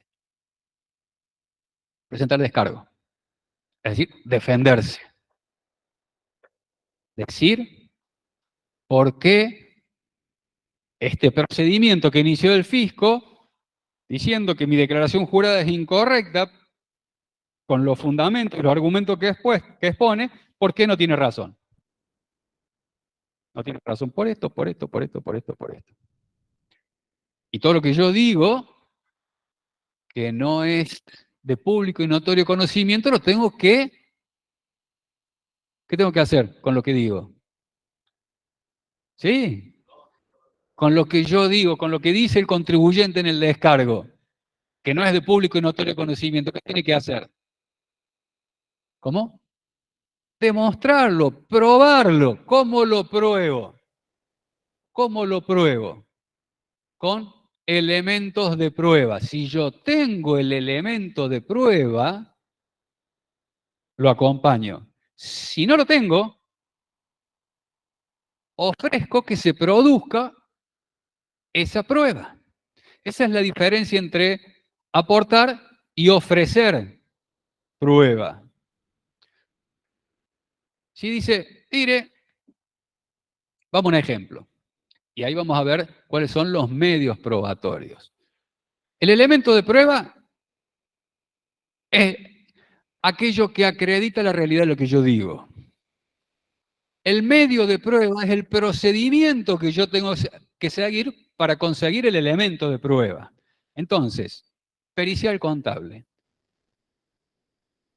El medio de prueba es la pericial contable, pericia contable. ¿Cuál es el elemento de prueba de una pericial contable? El informe que elabora el perito. ¿Tá? Ese es el elemento. El medio, la prueba pericial, es decir, todo el procedimiento que se lleva a cabo para obtener eso. Entonces, vamos a un ejemplo. Supongamos una heladería. ¿Tá? Enero del 2024. Mucho calor. ¿Hizo calor este verano? ¿Se acuerdan? Sí, mucho calor, ¿verdad? Bien. Presenta su declaración jurada de IVA. Débito fiscal, 0. Crédito fiscal, unos pocos pesos. Enero 24, heladería. Revisa la DGI, cargan una investigación y dice la DGI, che, acá tenemos alguna inconsistencia porque los empleados siguen declarados. No cerró. Tiramos los informes de los servicios de los bancos, hay depósitos bancarios en estos meses, en este mes de enero. A ver, supongamos que podemos ver el informe de servicio de energía eléctrica, hay electricidad. Che, este muchacho en enero no me facturó un peso. ¿Qué pasó? Carga fiscalización, va la fiscalización. Vamos a hablar en la etapa de fiscalización. Acá estamos en la etapa de determinación de oficio, pero el medio de prueba y el elemento de prueba es lo mismo. La etapa de fiscalización. Llegan los inspectores, atienden la heladería, funcionando bárbaro. Ahora estamos en septiembre, está haciendo un poquito de calor, está vendiendo mejor, está contento el dueño de la heladería, está funcionando, empleados, luces, todo. Che, en enero no facturaste nada. No, en enero estuve cerrado. ¿Por qué estuviste cerrado? Y había una obra que pasaba por el frente de la vereda y me rompieron toda la vereda, se rompió un caño de gas y no podía abrir la heladería. Bien. Mala suerte, maestro, nos vamos. Che, ¿cuánto sale el heladito? Listo. ¿Se van así tan contentos los inspectores? Porque le dijo eso. Se van ahí, siguió pagando los sueldos, tenía consumo de luz, tenía algunas facturas de crédito, tenía depósitos bancarios. Che, ¿cómo probamos que eso sucedió? Primero, que la heladería estaba cerrada. Segundo, a causa de que estaba cerrada y que eso no me permitió abrirlo. ¿Cómo probamos? A ver, ¿cómo se les ocurre que yo puedo acreditar el heladero, el contribuyente, que en enero, justo temporada alta, no facturó absolutamente nada porque estuvo sin poder realizar su actividad durante todo el mes? ¿Cómo prueba eso? Bien, perfecto. ¿Y cómo la busca? Che, vení que tengo los inspectores acá, decile vos que estuviste en obra toda. No, porque la obra de gas era el caño de gas que pasaba, el caño central, que llevaba el gas a todos los domicilios. Y tuvieron que romper la vereda de él y no se podía transitar por la vereda de él. Vamos con lo que dijo primero el compañero. ¿Cómo acreditamos eso? No me salten. No me salten. ¿Cómo acreditamos eso? Hay una empresa contratista. Supongamos que quien tuvo a cargo es la empresa que presta el servicio público de gas en la ciudad de Córdoba. ¿Ecogas es? Está. Bueno, Ecogas contrató a alguien para que hiciera la obra. Bien. ¿Quién va a tener que decir que durante ese tiempo hubo una obra en ese domicilio? Ecogas. Bien, entonces, ¿qué hacemos? ¿Lo llamamos al presidente? Che, negro, vení que... No, ¿qué hacemos? Le pedimos un informe para que diga si de sus registros que hay una obra que hubo una obra de gas, consta que hubo una obra de gas que se llevó a cambio de domicilio en ese momento y que diga las características, los impedimentos que tenía, cómo era, qué sé yo. Entonces, ¿eso qué es?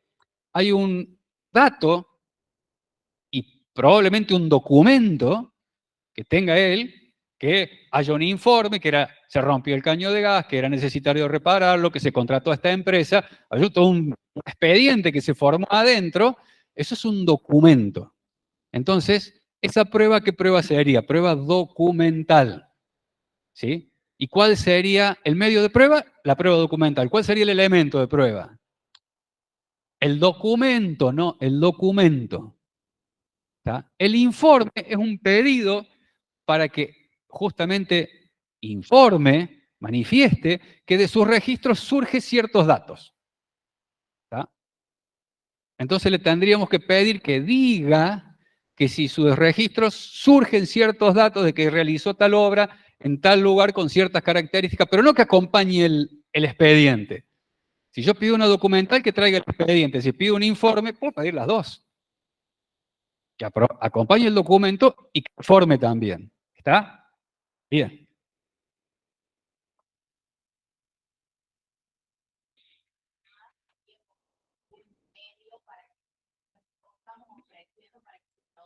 Exacto, yo no la tengo la prueba. No tengo el documento. Si pido un documento, la prueba es documental. Si pido que me digan algo que obra en sus registros, que me manifiesten, que me informen, es una prueba informativa. En un caso el documento va a ser el elemento de prueba, en otro caso el informe va a ser el elemento de prueba. Pero como yo no la tengo la prueba, la tengo que ofrecer. Entonces en el expediente tengo que decir, solicito se libre oficio o se libre pedido a ECOGAS para que aporte el expediente documental que acredita que... E informe además las características, el tiempo, cuándo se inició, cuándo terminó, cuánto personal, qué rompieron, qué no rompieron, si la vereda estaba usable, si era utilizable, si no era utilizable. Ese es un medio de prueba.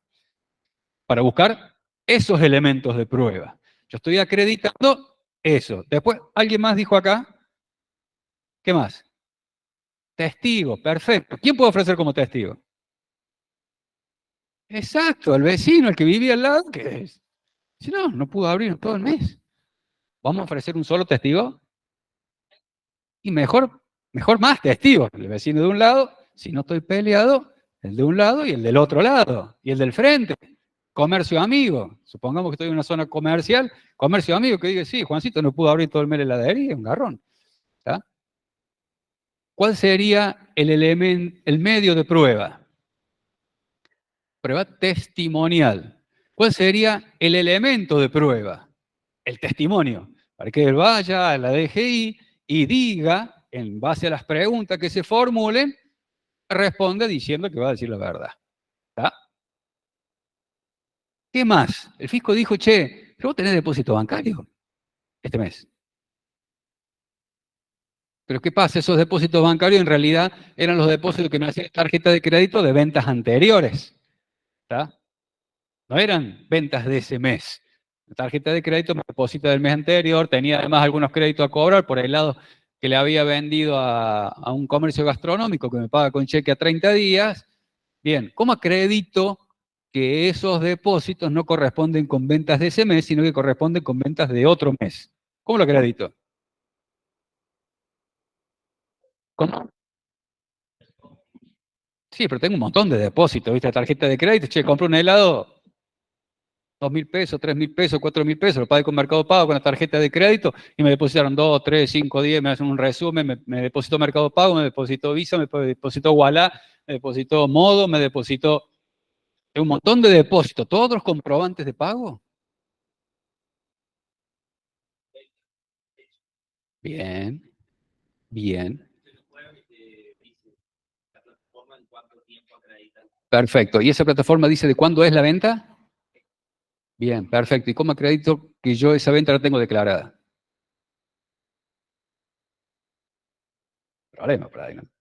Y si la vendí con tarjeta de crédito, la tengo que declarar. Pero ¿cómo acredito que lo que dice la plataforma es cierto? No la factura. Entonces, ¿qué tendría que hacer? Le encargo a un contador que elabore un informe diciendo que de los documentos y los registros surge que esos depósitos se corresponden con esta venta, con esta venta, con esta venta, con esta venta, con esta venta, ¿verdad? Porque surge de documentos y de registros contables. Entonces sería un informe pericial contable, lo que el contador va a elaborar. Un informe que diga, que usando su técnica, sus conocimientos de su profesión, que esas ventas se corresponden con, esos depósitos se corresponden con esas ventas. ¿Está? El medio de prueba es la pericia contable. El elemento de prueba es el informe pericial contable. ¿Está? Podría ofrecer también el testimonio de los empleados, que digan, sí, acá este buen hombre nos pagó el sueldo todo el mes y nosotros no pudimos laburar. Vinimos, limpiamos la heladería, hicimos algunas tareas de mantenimiento, qué sé yo, pero no más. Che, pero ¿y el consumo de energía? ¿Por qué tenías consumo de energía? Porque tenía las heladeras, porque tenía un consumo. Tendré que acreditar que el consumo que yo tuve en enero fue mucho menor que el de diciembre, por ejemplo, o comparativamente con enero del año anterior, si es que son comparables, si tenían la misma cantidad de heladeras, si el consumo era el mismo, etcétera, etcétera, para decir, mire, el consumo bajó sustancialmente, y supongamos que el inspector no me cree que ese consumo se corresponde a una heladería que está casi sin funcionamiento. ¿Qué tendría que hacer? Para acreditar que ese consumo se vincula con una actividad casi nula. ¿Alguien dijo algo por acá?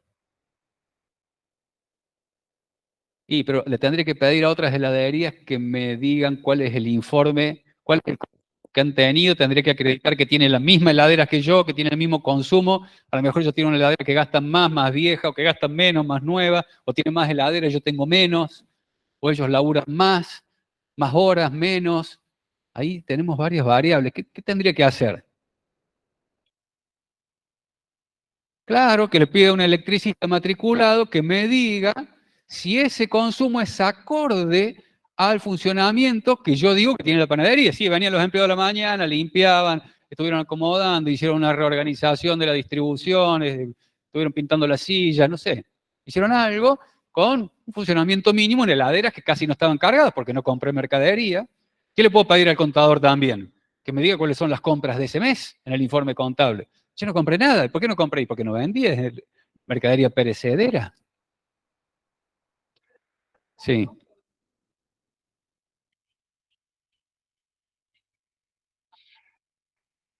Sí, pero yo creo que tenemos que juntar varios elementos de prueba, porque yo podría, cuelgo los ganchos, le pido a un amigo un generador y hago funcionar todo como un generador y dice, no, mira, el consumo de energía era mínimo.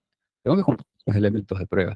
La boleta de PEC me parece que es suficiente para decir, mira, el consumo promedio de PEC son tantos kilowatts, en enero hizo un pico hacia abajo, en febrero volvió a la normalidad. Es claro que la disminución no tengo que explicarla con un informe técnico, pero si tuviera que explicarlo, quisiera explicarla, lo pido de esa manera. ¿Tá?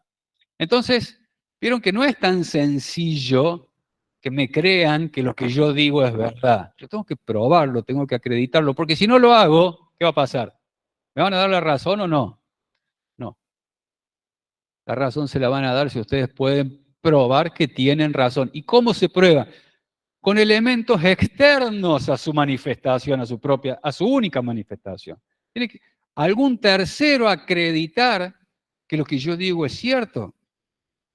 El vecino, testigo, la empresa que hizo la obra, con un informe, con el documento, porque a lo mejor la obra tuvo 2 días y yo dije, más, sí, esta es la mía. Yo no facturo nada en enero y dijo que estuvo roto, me traigo el vecino, me traigo el testigo, y cuando la dejé ir digo, no, maestro, pero acá la obra duró 2 días, dice.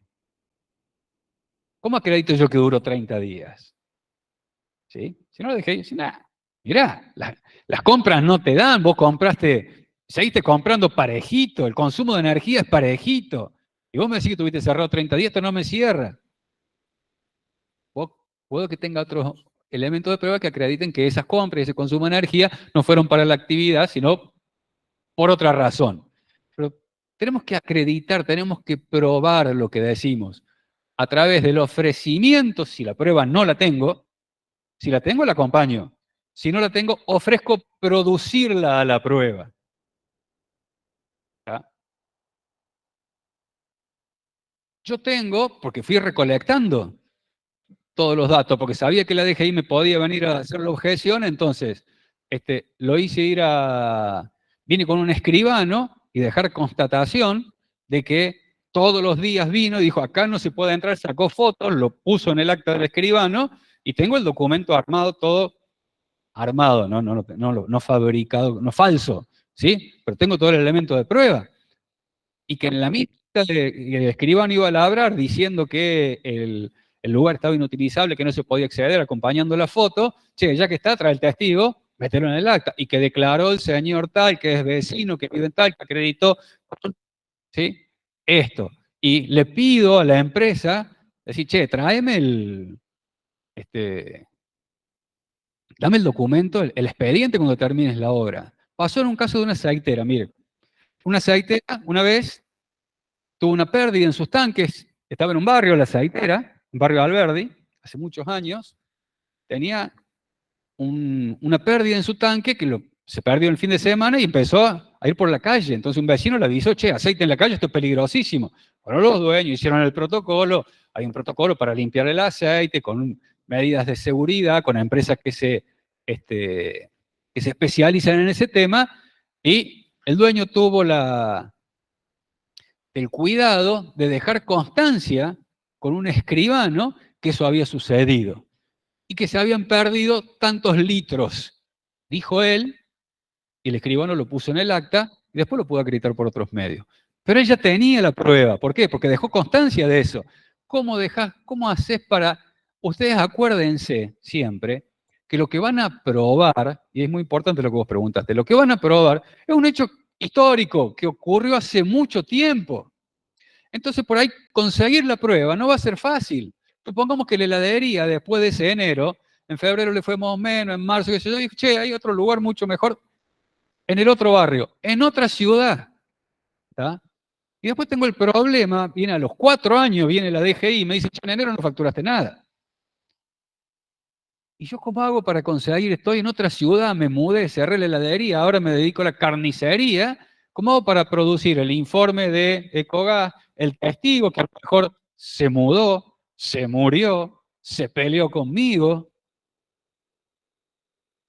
No es tan fácil probar un hecho que ocurrió hace tantos años. Entonces, por ahí siempre es importante, cuando pasa algo de esto que es anormal en la actividad, buscar la prueba.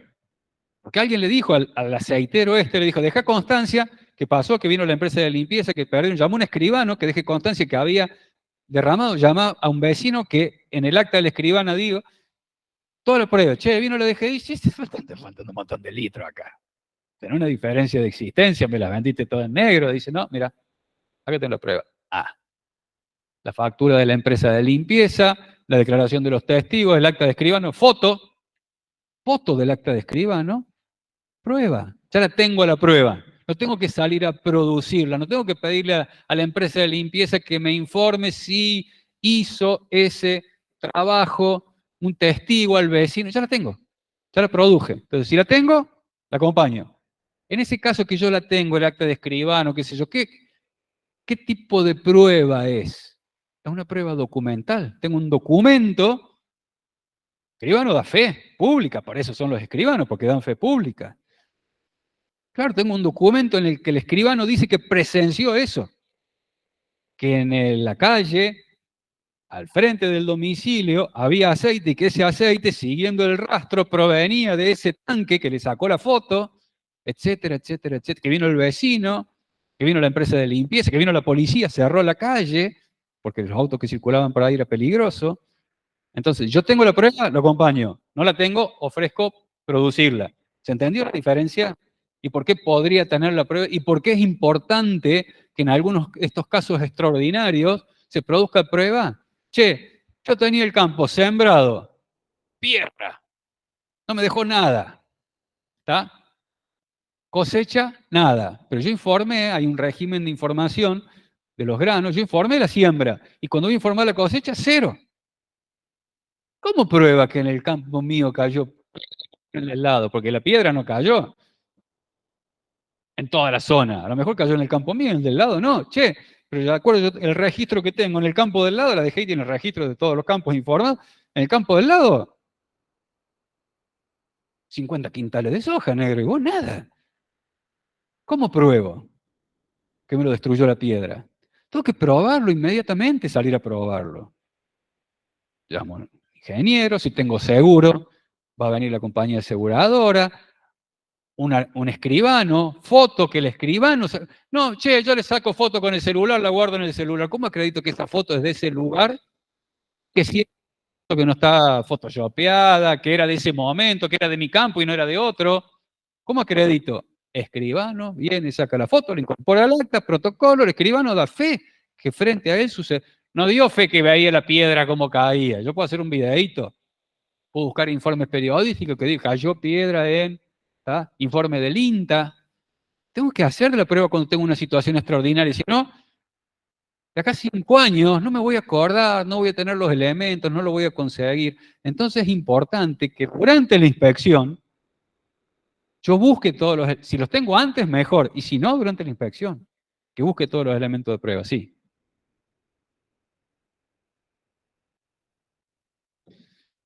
No, que yo conozca, no. No, no están prohibidos. Sí, me parece que dice algo de la confesional, que es cuando vos lo propones como a la otra parte para que diga si es verdad lo que está, lo que dice y que lo acredite. Es decir, es como una especie de careo con la otra parte, una confesional. Con los funcionarios públicos me parece que esa está limitada, creo, pero lo podemos ver. Pero no hay ninguna restricción así tajante en relación a cuáles elementos de prueba están prohibidos. Obviamente que la prueba tiene que ser pertinente. Sí, che, la heladería ahí hacía mucho frío en enero, por eso no vendí tanto. Es pertinente. Informe al servicio meteorológico que diga cuánta temperatura. ¿Es pertinente esa prueba? Y no. Tiene que ser útil para acreditar lo que yo digo. Entonces, es muy importante, ante situaciones extraordinarias, buscar los elementos de prueba. Che, no tengo la documentación, no tengo los remitos, no tengo la factura. ¿Por qué? Y porque hubo un incendio en la administración. Se incendió en la administración, se prendió fuego la cafetera y estaba al lado del depósito y se prendió fuego. ¿Cómo dejo constancia de eso? Deje constancia. Dejen constancia. Un escribano, llamen testigo, que el escribano tome foto, lo incorporen. Dejen constancia. En el caso de la aceitera, es un caso real, había perdido muchos litros y la DGI le iba a hacer un ajuste importante. No le hizo ningún ajuste.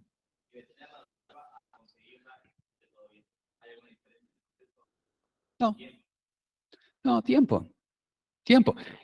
Y por ahí la imposibilidad material de conseguirla. Es como yo te digo, che, el testigo, el vecino es de fierro, el vecino. O sea, un problema me va a decir siempre, y él estuvo al lado mío, estuvimos llorando los dos juntos, que yo no podía abrir la heladería. ¿Sí? El vecino se mudó.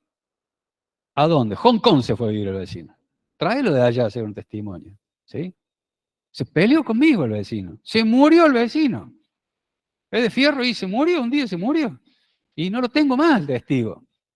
Pero en serio que esas cosas pasan. Decir, no, bueno, el vecino me va a declarar. No, junten los elementos de prueba ante situaciones extraordinarias porque la prueba puede haber imposibilidad material después de producirla. Sí. Es muy buena la pregunta.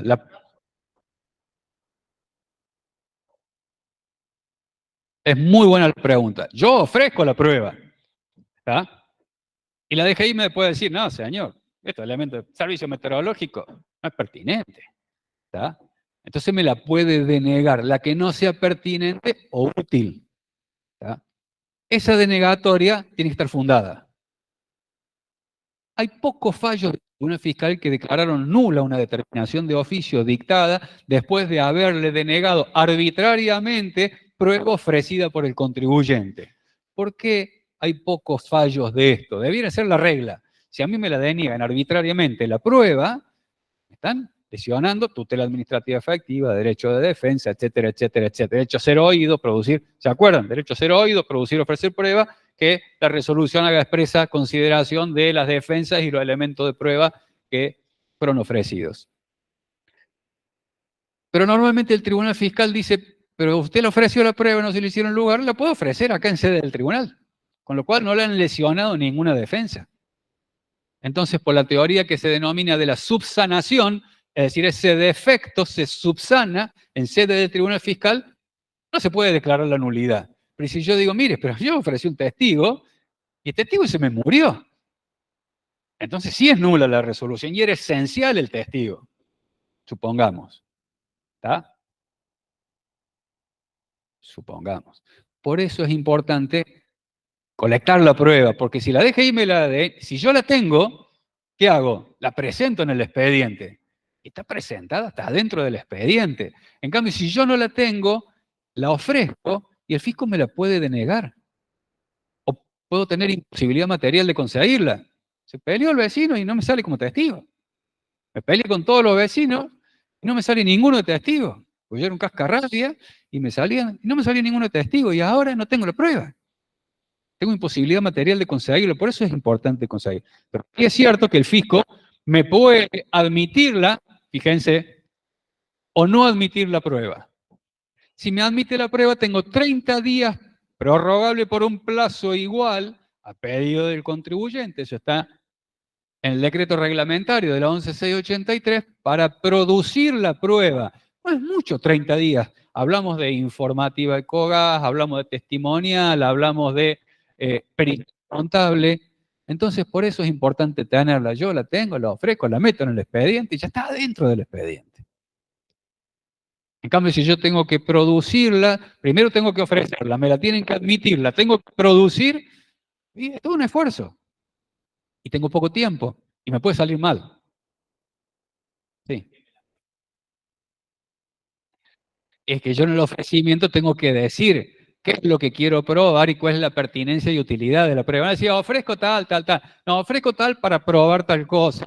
Y esto es útil para acreditar que no he tenido venta. Ofrezco pericial contable para que el perito diga que las ventas corresponden al mes anterior, entonces yo acredito que esos bancarios no se corresponden con ventas de este ejercicio. Ofrezco esto para, tengo que acreditar mínimamente, pero mejor si lo hacen más fundado, ¿cuál es la pertinencia y la utilidad de esa prueba? ¿Está? El lunes de parcial, múltiple. Mañana hay horario de consulta y al parcial va todo lo que se vio hasta ayer. Lo de hoy, no. ¿Está? Gracias, profe. Adiós. Chau, Tommy. Chau, Edu. Buenas noches, gracias.